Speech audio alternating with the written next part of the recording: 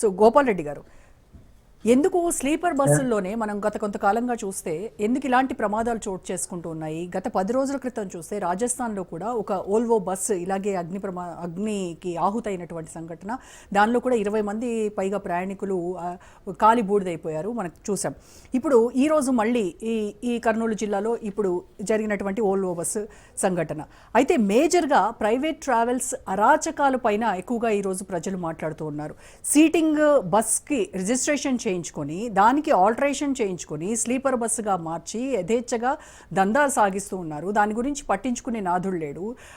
ఎవరైనా అధికారులు ప్రశ్నిస్తే వాళ్ళకి చేతులు దడపడము, మళ్ళీ యథావిధిగా వాళ్ళ పని వాళ్ళు చేసుకోవడం జరుగుతుంది. ఇది నిత్యకృత్యం అయిపోయింది.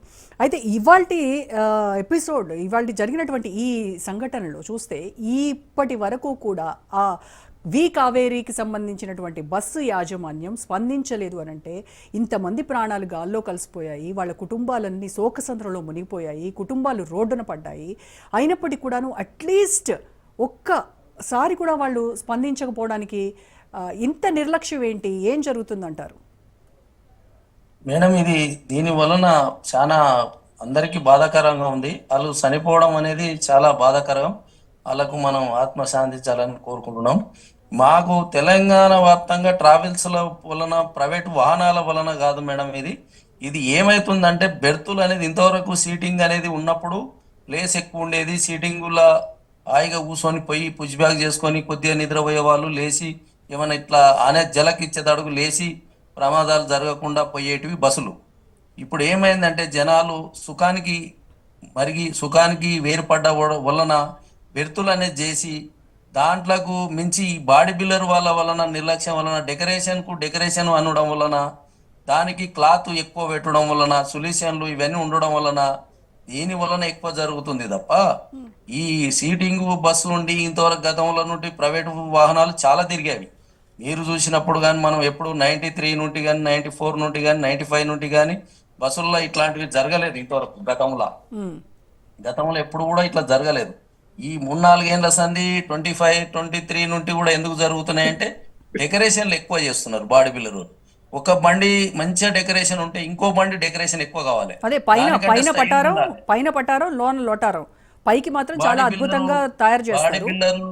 బాడీ బిల్డర్ నిర్లక్ష్యం వలన, బాడీ బిల్డర్ స్ట్రోకులు డబ్బులు చేసి పైసలు తక్కువ తీసుకొని చేసడం వలన, ఈ రిజిస్ట్రేషన్ కావడం వలన ఎంత డెకరేషన్ అంటే ఎంత సీటుకు ఛార్జింగ్ అనడం, సీటుకు వైరింగ్ ల్యాప్టాప్ ఆన్ కావడం, ఇలాంటి వలన ఏమైతుందంటే వైరింగ్ ఏడబడితే ఆడ తీసుకునే తలకు షార్ట్ సర్కిల్ అవుతుంది. దాని వలన మంటలు వస్తున్నాయి. నిన్న జరిగిన విషయం వల్ల అయితే మటుకం డ్రైవర్ తప్పు కాదు, నిర్లక్ష్యం కాదు. అది రాత్రిపూట బైక్ వచ్చి బండి కిందికి వచ్చడం వల్ల, ట్యాంక్ వలగడం వల్ల, పెట్రోల్ పోవడం వల్ల దాని వలన మంటలు వచ్చినాయి. పెట్రోల్ అదే ట్యాంక్ వలగకపోతే పెట్రోల్ బండి బైక్ది అలాంటివి జరిగేటి కావు. మనకు కొంతమంది ఏం చెప్తున్నారంటే ఫిట్నెస్ లేదంటున్నారు. ఫిట్నెస్ ఉంది, ఆల్ పేపర్స్ వ్యాలిడ్ ఉన్నాయి బండికి. ఇదే బస్సుకు సంబంధించి మా దగ్గర ఉన్నటువంటి ఇన్ఫర్మేషన్ ప్రకారం ఇది 2018లో తెలంగాణలో రిజిస్ట్రేషన్ అయినటువంటి బస్సు. 2023లో ఎన్ఓసితో డయూడమన్లో రిజిస్ట్రేషన్ అయింది. తర్వాత నేషనల్ పర్మిట్తో బస్సు నడుపుతున్నటువంటి ఆపరేటర్లు, తర్వాత ఒడిశాలో రాయగఢ్లో బస్సుకు ఆల్టరేషన్తో పాటు ఫిట్నెస్ చేయించినటువంటి యాజమాన్యం.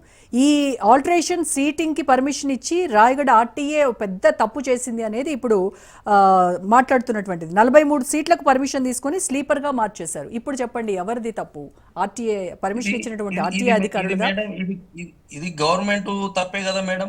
ఎన్ఓసి ఇక్కడ ఏ రాష్ట్రం బండి అక్కడ రిజిస్ట్రేషన్ ఉంటే ఇంతగానం బండ్లు ఉండవు, మంచిగా బండ్లు ఉంటాయి. ఇప్పుడు గతము ఆ రాష్ట్రంలో తక్కువ ట్యాక్స్ అని చెప్పి ఆ రాష్ట్రానికి తీసుకుపోయి ఎన్ఓసి రిజిస్ట్రేషన్ చేసుకుంటున్నారు. అదే తెలంగాణ కానీ ఆంధ్ర కానీ ట్యాక్స్ ఎక్కువ ఉంది అని చెప్పి నాగాలాండ్ ఏంది, మన ఛత్తీస్గఢ్ ఏంది, ఇక్కడ ఇన్ని రాష్ట్రాలకు తీసుకుపోయి రిజిస్ట్రేషన్ చేసుకొని ఆల్ ఇండియా పర్మిట్ అని వేసుకొని తిరుగుతున్నాయి. ఏ రాష్ట్రం బండి ఆ రాష్ట్రంలో రిజిస్ట్రేషన్, ఏ రాష్ట్రం బండి ఆ రాష్ట్రంలో రిజిస్ట్రేషన్ ఉండాలని గవర్నమెంట్ రూల్స్ పెడితే ఇలాంటివి జరగవు. కొద్దిగా చెకింగ్లు మంచిగా అవుతాయి. అంటే రూల్స్ ఉన్నాయా గోపాల్ రెడ్డి గారు?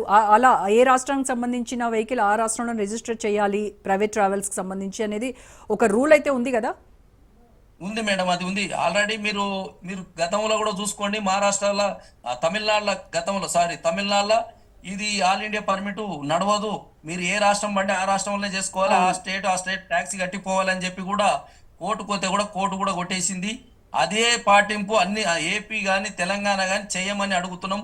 గతముల తమిళనాడు, కేరళ, ఆంధ్రప్రదేశ్ అనేది స్పెషల్ ప్రోగ్రామ్ అగ్రిమెంట్ ఉంటే బండ్లు యాక్సిడెంట్లు కావు. మనకు టూరిస్ట్ ఎక్కువ పోయే వాళ్ళు ఉంటే అప్పుడు ఈ బండ్లలో పోరు, సీట్లలో తక్కువ, బెర్తుల్లో తక్కువ పోతారు, సీట్లలో యాత్రలు బండి తీసుకుపోతారు. బెంగళూరు పోవాలన్నా ఒక 20 మంది జతాయి బండి తీసుకుపోతారు. తీసుకపోతే మా సీటింగ్ బండ్లు పోతే ఏమవుతుందంటే నిమ్మలంగా పోయి నిమ్మలంగా 2-3 గంటలు పోయి ఆపుకొని నిదానంగా పోతారు. ఈ బండి రాత్రి 10 గంటలకు ఎక్కితే పొద్దుగాల 5 గంటలకు దిగాలి. ఎలా పోతుంది మేడం? మనం ప్రజలే ఓపిక లేకుండా అయింది, ఓపిక నశించింది. దానికి నో ఎంట్రీ అని చెప్పి ట్రాఫిక్ వాళ్ళది ఎక్కువ ఇబ్బంది అవుతుంది. మనకు ట్రాఫిక్ వాళ్ళు ఇబ్బంది అయ్యి వాళ్ళు ఏం చేస్తున్నారు, 10 గంటల తర్వాత బండి బయలుదేరుతుంది, 10 గంటలకు బయలుదేరి పొద్దుగాల 5 గంటలకు బెంగళూరులో దింపమని మీరే అర్జెంట్ ఉంది అంటారు పబ్లిక్. ఎలా దింపుతాడు బండి? మినిమం 100 స్పీడ్ పోవాలి, మినిమం 90 దాటాలి, మినిమం 85 పోతే 80 పోతే అంటే బస్సులో ప్రయాణిస్తున్నటువంటి ప్రయాణికులు కూడా ఫోర్స్ చేస్తున్నారా ఫాస్ట్ గా వెళ్ళాలి అని? 100% మేడం. మీరు కావాలంటే ఎంక్వైరీ కూడా చేసుకోవచ్చు, బస్సుల్లో పోయేటోళ్ళను డ్రైవర్లను ఎంక్వైరీ చేసుకోవచ్చు. ఇది 100%. మాకు పొద్దుగాల దింపాలి, లేట్ అయితే ఒక హాఫ్ అన్ అవర్ లేట్ అయితే ఈడియల్ తీసుకోవడం, యూట్యూబ్లో కానీ నా సెల్ఫ్ ఎక్స్పీరియన్స్ మీకు ఒకటి చెప్పమంటారా? నేను హైదరాబాద్ టు షిరిడి ఇలాంటి ప్రైవేట్ ట్రావెల్స్ స్లీపర్ బస్ ఒకటి బుక్ చేసుకొని టికెట్ బుక్ చేసుకొని వెళ్తున్నాము. అయితే ఒకే డ్రైవర్ ఏంటి అని అంటే పండగల సీజన్ కాబట్టి డ్రైవర్స్ ఎక్కువగా వేరే స్టేట్స్కి వెళ్తూ ఉన్నారు. సో ఒక్కడనే ఉన్నాను అని చెప్పారు, ఒక అసిస్టెంట్ ఉన్నాడు. అదే ట్రావెల్స్కి సంబంధించి ఇంకొక బస్ కూడా వెళ్తూ ఉన్నారు. సైమల్టేనియస్గా ఒకళ్ళొకళ్ళు పోటీ పెట్టుకొని మరీ వెళ్తున్నారు. ఏంటి అని అంటే వాళ్ళకంటే వీళ్ళకి పోటీ, ముందు నేను వెళ్ళాలి అనేది. మరి అప్పుడు ఎవరిదంటారు తప్పు? అది అంటే మనకు పోటీ లేకుండా పోవాలనేది మనం ఓనర్లం మేము కూడా చెప్పుకోవాలి. ఓనర్సే చెప్తున్నారు ఎవరు ఫాస్ట్ గా వెళ్తారు, ఎవరు మళ్ళీ రిటర్న్ వస్తారు అనేది వాళ్ళకి ఒక పోటీ. అంటే ఎవరి ప్రాణాలతో మీరు పోటీలు పెట్టుకుంటున్నారు, ఎవరి ప్రాణాలతో ఆటలు ఆడుతున్నాయి ప్రైవేట్ ట్రావెల్స్? ప్రాణాల కొరకని కాదు, మీరు కొద్దిగా వినండి, దానికి మనకు చూడండి ఒకసారి, మీరు కూడా ఆలోచించండి. ఏమైతుందంటే లేట్ గా వెళ్ళడం వల్ల బండి నో ఎంట్రీ అని సిటీలకు రావడం వల్ల, లేట్ గా వెళ్ళడం వల్ల దానికి ఏమైతుందంటే మనం బండి ముందు పోతే మనకు టికెట్లు ఏమైనా దొరుకుతాయేమో, మనం ముందు పోతే ఈ బండ్లో ఇంకో నెక్స్ట్ ఎక్కుతారేమో అనే ఆలోచన. ఇదే సిటీ అవుట్ కట్ లో పెట్టండి, మీరు అవుట్ కట్ లో లోపల నుండి ఎక్కండి, 6 గంటలకు బండ్లు వెళ్ళండి, 7 గంటలకు వెళ్ళండి, పొద్దుగాల 5 గంటల వరకు బండ్లు పోతాయి, ఏం యాక్సిడెంట్లు కావు. అయితే గోపాల్ రెడ్డి గారు, స్లీపర్ బస్సులు బుక్ చేసుకోవడము, స్లీపర్ బస్సుల్లో సుఖంగా ప్రయాణించాలనుకోవడము, ప్రజల్లో వచ్చినటువంటి మార్పు వాళ్ళదే తప్పు అన్నట్టుగా మీరు మాట్లాడుతున్నారు కదా. మరి దానికి తగ్గట్టుగానే లెట్ మీ కంప్లీట్. దానికి తగ్గట్టుగానే మీరు టికెట్ రేట్లు వసూలు చేస్తున్నారు కదా. టీవీలు, వైఫైలు, ఏసీలు, ల్యాప్టాప్లు, మీరు కూర్చొని చక్కగా పడుకొని కూడా మీరు మీ పని చేసుకోవచ్చు అని ఇంత హంగు ఆర్భాటం, ఇంత ప్రచారం చేస్తారు కదా. మరి మీరు మా దగ్గర వసూలు చేసేటువంటి టికెట్కి సరిపడా మాకు కంఫర్ట్స్, మాకు ఫెసిలిటీస్ ఇవి ఎంతవరకు మీరు ప్రొవైడ్ చేస్తున్నారు? ఎంతవరకు సేఫ్టీ ప్రికాషన్స్ అనేవి మీరు అసలు పాటిస్తున్నారు ఆ బస్సులో?